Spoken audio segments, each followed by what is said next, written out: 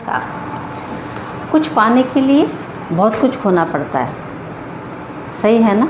और बिना कुछ खोए कुछ मिलता भी नहीं है। देख लीजिए, अदरवाइज़ हिस्ट्री उठा करके या आपके आसपास के कोई भी लोग हों, उनको अगर उनके पास कुछ है और वो किसी एक ओहदे पर पहुँचे हैं तो उन्होंने बहुत कुछ लाइफ में अपनी सेक्रीफाइसेस किए होंगे। अगर आप सेक्रीफाइस करेंगे तो डेफिनेटली आपको वो सब कुछ मिल जाएगा जो आप चाहते हैं। चलते हैं, अपने टॉपिक को स्टार्ट करते हैं। आज हम आपके सामने टॉपिक लेकर आए हैं अकाउंट्स, अकाउंटेंसी। तकरीबन 11th स्टैंडर्ड का, लेकिन वो आगे भी बहुत काम आता है।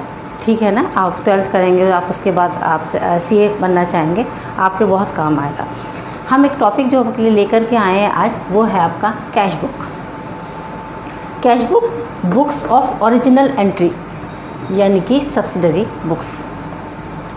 बुक्स ऑफ ओरिजिनल एंट्री, आखिर ये होता क्या है बुक्स ऑफ ओरिजिनल एंट्री? देखिए, मेरे लास्ट वीडियो में हमने आपको बताया था एंट्रीज़ की जाती है। जैसे ट्रांजैक्शंस हुए है ना, ट्रांजैक्शन के बाद हमने क्या बनाते हैं, उसकी एंट्री बनाते हैं।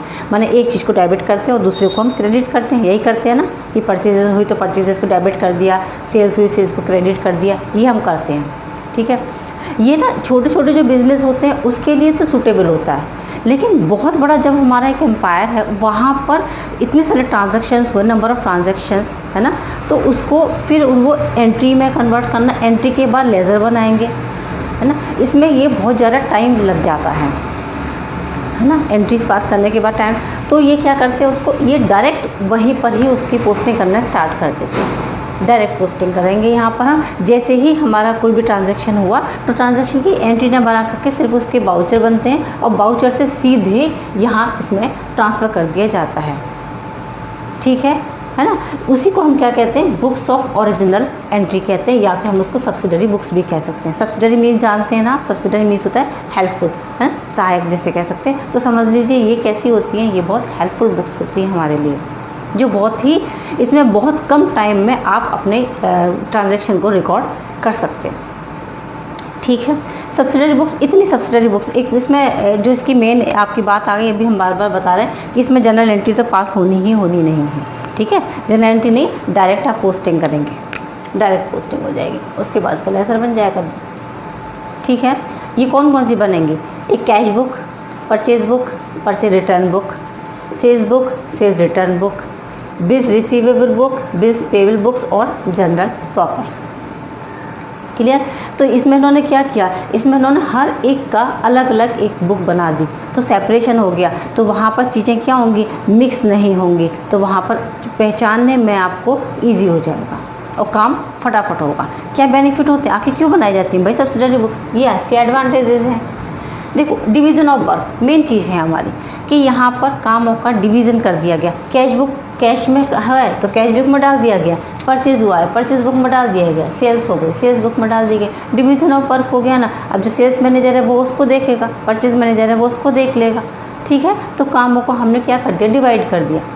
इंक्रीज्ड एफिशिएंसी, ऐसे काम कराने से क्या होता है, हमारी एफिशिएंसी बढ़ती है। देखो, बहुत सारा काम हम मिला करके करेंगे तो क्या होगा, ये भी करना वो भी करना वो भी करना, सब हो गया, सब मिक्स हो गया।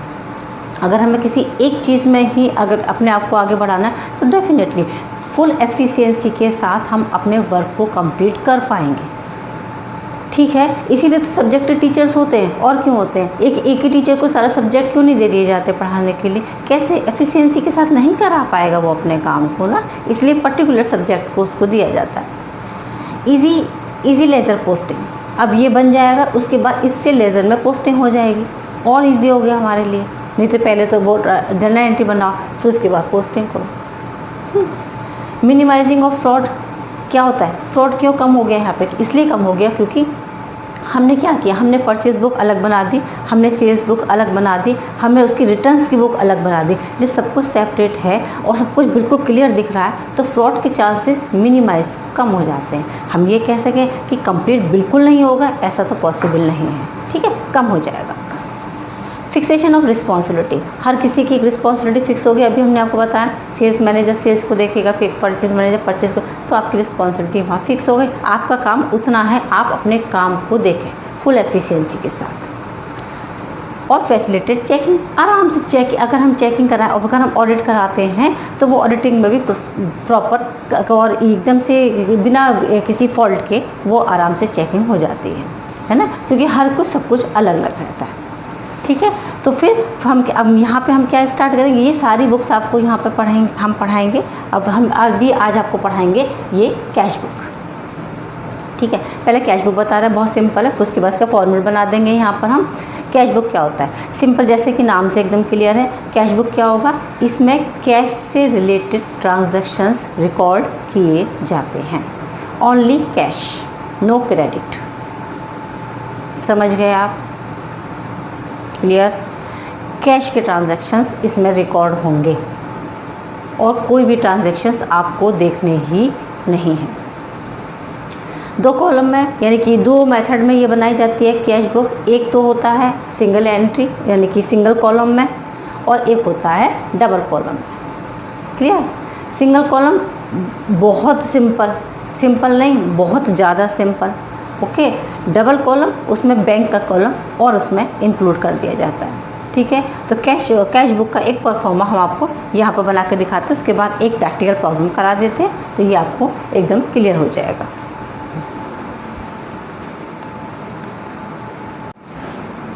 चलो, कैश अकाउंट हमने आपके सामने बना दिया है, कैश बुक का, कैश अकाउंट ने कैश बुक। अच्छा, पहले कैश बुक पे आ जाते हैं। हमने कहा था कैश बुक समझानी है। कैश बुक सिर्फ related to cash transactions only, right, है ना। ये प्राइमरी एंट्री की बुक्स होती है और कैश और बैंक ट्रांजैक्शन इसके अंदर रिकॉर्ड किए जाते हैं। ठीक है, सिर्फ कैश और बैंक ट्रांजैक्शंस। अभी हम आपको बताएंगे सिंपल कैश बुक, उसके बाद आती है डबल, है ना। सिंपल एक होती है, 2 कॉलम होती है, और पेटी कैश बुक 3 काइंड की होती है ये। ओके, सिंपल, 2 कॉलम और पेटी कैश बुक। सही है। अच्छा, एक और चीज़ बता दें, कैश बुक और कैश अकाउंट, कैश अकाउंट बनाया होगा ना इससे पहले, जब आपने एंट्रीज की हैं तो आपने उसमें कैश अकाउंट बनाया होगा। कैश बुक और कैश अकाउंट में कुछ डिफरेंसेस होते हैं, वो डिफरेंसेस भी आपको समझने हैं, आगे कुछ करना है। कैश बुक क्या होती है, one of the subsidiary book of the original entry. ये बुक है ओरिजिनल एंट्री की। यहाँ पर ट्रांजैक्शन कैसे होंगे, डायरेक्ट रिकॉर्ड किए जाएंगे, तो ओरिजिनल है ना। तो ओरिजिनल एंट्री की ये एक बुक है। ये क्या है, ये लेज़र अकाउंट का एक पार्ट होता है। क्या होता है, कैश अकाउंट। तो हम लेज़र बना रहे हैं ना, लेज़र में ही तो कैश अकाउंट बनता है एक जगह पे। इसका मतलब लेज़र का एक छोटा सा पार्ट है क्या, कैश अकाउंट। इसमें जनरल की जरूरत ही नहीं है कैश बुक में। अभी बार बार हम मना कर रहे हैं कि जनरल एंट्री नहीं बनाई जाती, डायरेक्टली पोस्टिंग की जाती है, पर ये तो जनरल से ही बनता है। कैश अकाउंट बनाया है ना, जनरल एंट्री बनी होंगी पहले, फिर आपने कैश का जितना भी आइटम जो डेबिट और क्रेडिट हो रहे होंगे वो आपने जनरल उसमें लेज़र में उसकी पोस्टिंग कर दी होगी। ये कैश एंड बैंक दोनों में होता है। यहाँ पर सिर्फ कैश अकाउंट में सिर्फ कैश ट्रांजैक्शन आते हैं, बैंक अकाउंट में सिर्फ बैंक ट्रांजैक्शंस आते हैं, लेकिन हमारे कैश बुक में कैश और बैंक दोनों आते हैं। डिफरेंसेस क्लियर हो गए आपको? चलते हैं आगे, है ना। जब क्वेश्चन में, किसी भी क्वेश्चन में, यहाँ नहीं, किसी भी क्वेश्चन में, कहीं भी, पूरे अकाउंट्स में अगर आपको कैश बुक मेंटेन करा दी जाए, समझ रहे मेरी बात को, ध्यान रखेंगे इसको हमेशा। अगर आपको उसमें कैश बुक मेंटेन करा दी जाए तो फिर वहाँ पर कैश से रिलेटेड किसी भी एंट्री को पास नहीं किया जाएगा। इसका मतलब वहाँ पर कैश अकाउंट ओपन नहीं होगा। कब? जब वहाँ पर कैश बुक होगी तब। अगर एक क्वेश्चन में कैश बुक बनी हुई है तो वहाँ कैश अकाउंट नहीं बन सकता। सिंपल सी मेरी शब्दों में बात समझ लें। इसका मतलब कैश से रिलेटेड कोई भी एंट्री पास नहीं की जाएगी। बाकी एंट्री आप पास करें, लेकिन कैश की एंट्री आप पास नहीं कर सकते अकॉर्डिंग टू रूल्स। समझ गए? ये रूल है। फॉर्मेट हमने बना दिया आपके सामने, एक ये है। अच्छा, नॉन कैश ट्रांजैक्शंस इसमें रिकॉर्ड नहीं किए जाएंगे।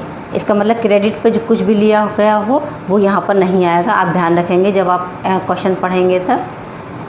कैश डिस्काउंट, इस यहाँ पे कोई काम नहीं है कैश डिस्काउंट का, चाहे वो रिसीव हुआ हो, वेदर आप पेड किया हो, उससे कोई लेना देना नहीं है।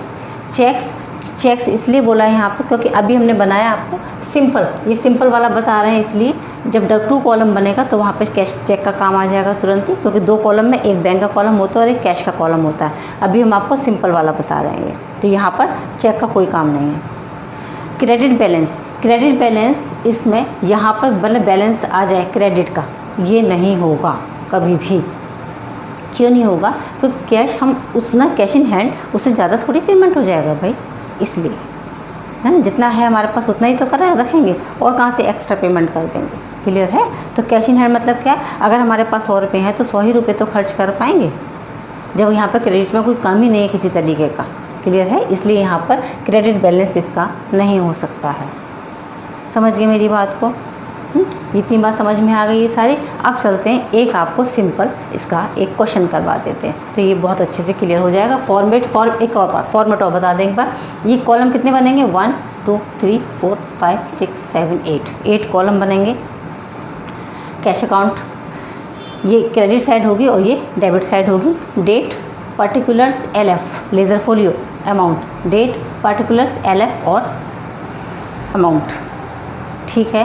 बाय बैलेंस टू बैलेंस यहाँ से आप स्टार्ट करेंगे और हम आगे बढ़ते जाएंगे। ठीक है? अभी पहले हम यहाँ पे एक क्वेश्चन आपके सामने लेकर के आते हैं।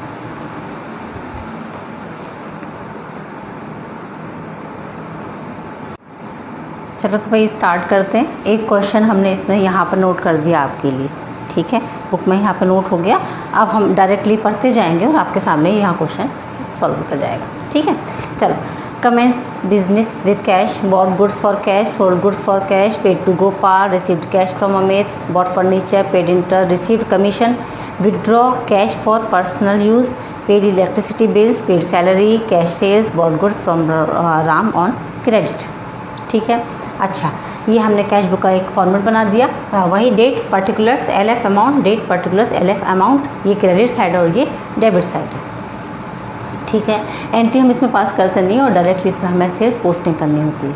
अच्छा, पोस्टिंग करने के लिए एक और सिंपल सा जो एक तरीका होता है वो और आप समझ लें, है ना। बहुत सिंपल है एक तरीका, जिसमें आपको ये भी दिमाग लगाने की ज़रूरत नहीं पड़ेगी कि क्या हुआ क्या नहीं। देखो, ये डेबिट साइड है ना, ऑब्वियस है ये हमारे एक्सपेंसेस होंगे। सॉरी, गलत बोल दिया, ये हमारी इनकम है, सारी इनकम होंगी, सब इनकम है। ये कैश बुक बना रहे हैं हम। ठीक है? इनकम होंगी और ये हमारे सारे क्या होंगे? एक्सपेंस होंगे। माने क्रेडिट साइड पर जितने भी खर्चे होंगे, जो भी जिससे हमारी इनकम हमारे पास से कैश हमारे पास से जा रहा होगा वो सारा आएगा, और डेबिट साइड पर इनकम जितनी भी होगी वो हमारे पास कैश आ रहा होगा। आप समझें कि जो रूल हम बता रहे हैं वो कितना सही है। कमेंस बिजनेस विद कैश, यहाँ पर बिजनेस स्टार्ट हो गया। ठीक है? बिजनेस स्टार्ट हुआ है, हमारे पास कैश आ गया। सही है ना? कैश आ गया। यहाँ लिखेंगे हम 2, कैपिटल लिख सकते हैं, कैपिटल ही है हमारी। डेट है 1 जनवरी को। सही है? एंट्री क्या बनाते थे आप लोग? Cash account debit to capital, यही बनती है ना एंट्री। आ गया टू कैपिटल, ऐसे कर लें। एंट्री भी आपको आती है, एंट्री के रूल्स आते ही हैं। कितने हैं? 20,000 अमाउंट नोट करते जाएंगे। चलो ठीक, आगे देखते हैं। Bought goods for cash, cash में उन्होंने गुड्स खरीदी हैं कितनी? 9,000 रुपीज़ की। ठीक है? तो यहाँ हमारे पास हमने खरीदा, पैसा हमारे पास से चला गया होगा ना, बाय परचेजेस। कितने की? 9,000। पेड टू गो, ये आ गई और आगे sold goods for cash, goods खरीदी भी हैं यहाँ पर, है ना। अगर सोल्ड यानी कि यहाँ पे सेल की हुई हैं, तो सेल की हुई है तो यहाँ आएगा to sales.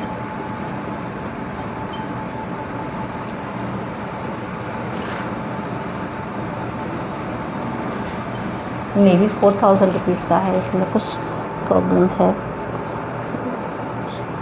18,000 bots goods for cash, ये 18,000 का है।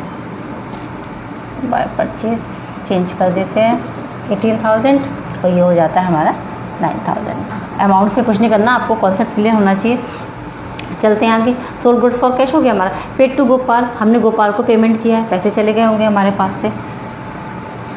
बाय गोपाल कितना? 4,000। Received cash from Amit, Amit से हमारे पास पैसे आ गए। अमित, ठीक है। 10 को है, कितना है? रिसीव्ड हुआ है 8,000 रुपीज़ का। ठीक है? उसके बाद फर्नीचर ख़रीदा है हमने, फर्नीचर में हालांकि लिखा हुआ नहीं है कैश में, हमने एज्यूम कर लिया कि कैश में ले रखा है। अदरवाइज़ आप इसको अगर क्वेश्चन में इस तरीके का आ जाए तो आप इसे एज्यूम कर सकते हो कि क्रेडिट पे ले रखा होगा। पेड इंटरेस्ट, इंटरेस्ट पेड किया है। जितने भी एक्सपेंसेस हैं सारे आप यहाँ पर नोट करते जाएंगे। रिसीव कमीशन, ये कैशियर कमीशन हमको रिसीव हो गया, इधर आ जाएगा। ठीक है, 400 रुपीज़ का सिर्फ। आगे है withdraw cash for personal use, अपने यूज़ के लिए हमने कैश को विड्रॉ किया। ड्राइंग्स हो जाती हैं ये, by drawings 2000। Electricity bill paid किए हैं, इलेक्ट्रिसिटी बिल कितने रुपीज़ के हैं, 800 रुपीज़ का है। सैलरी पेड की है, जितने भी एक्सपेंसेस हों। उसके बाद कैश सेल हो गई है हमारी 800 रुपीज़ की, यहाँ लिखेंगे सेल्स, है ना, पैसे आए होंगे ना, सेल हुई। Bought goods from Ram on credit, इसका यहाँ पर कोई काम नहीं है क्योंकि ये क्रेडिट पर है। हमने क्या कहा, हम बना रहे हैं कैश बुक, और कैश बुक में सिर्फ कैश और बैंक से रिलेटेड ट्रांजैक्शन ही रिकॉर्ड किए जाएंगे। ठीक है, अभी एक सिंपल सा क्वेश्चन आपके सामने आ चुका है, हम इसका टोटल लगा देंगे।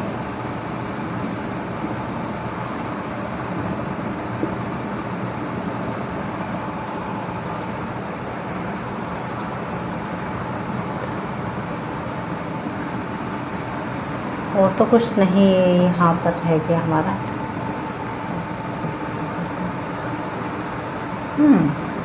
और नहीं कुछ, कमीशन हो गया हमारा 18,000 रुपीज़ का, ये आ गया 9,000, 8,000 रिसीव कैश फॉर्म में 8,000 हो गया। तो ठीक है, ठीक। और फर्नीचर भी बॉट हो गया, हाँ, कैश विड्रॉ हो गया, सैलरी भी पेड हो गई, और ये भी हो गया, हमारा सब कुछ हो गया। ठीक है, चलो भाई, बस अब हमें सिर्फ कुछ नहीं करना होगा, हमें दोनों साइड का टोटल मैच करना होगा। ठीक है, दोनों को टोटल जो भी आएगा, या तो इधर टू बैलेंस हो रहा होगा या फिर हमारा बाय बैलेंस में आएगा, जो भी आएगा। अभी हम इसका टोटल लगा के आपको बता देते हैं कितना हो रहा है ये।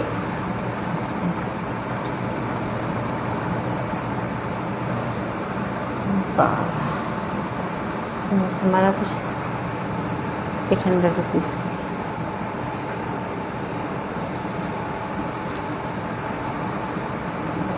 लगता है, यही है 8,000 रुपीज़ की सेल है, यही कम है। 8,000 रुपीज़ का सेल कर देते हैं इस काम। ठीक है, क्योंकि सेल हमारी बहुत कम आ गई।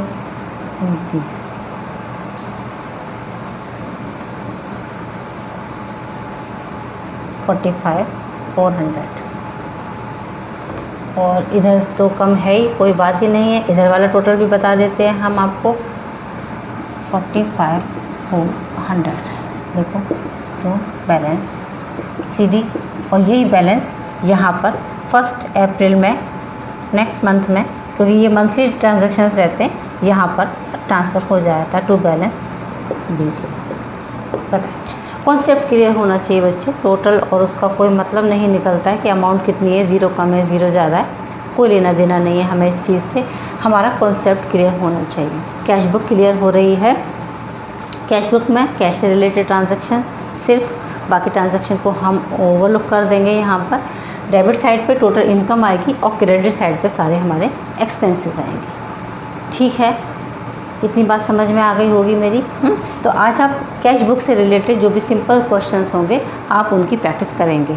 ठीक है, उसके बाद नेक्स्ट वीडियो में कैश बुक में सिंपल कैश बुक और डबल कॉलम कैश बुक के कुछ और एडवांस क्वेश्चंस के साथ हम आपके सामने फिर से प्रेजेंट होते हैं। तब तक के लिए children take care, good bye.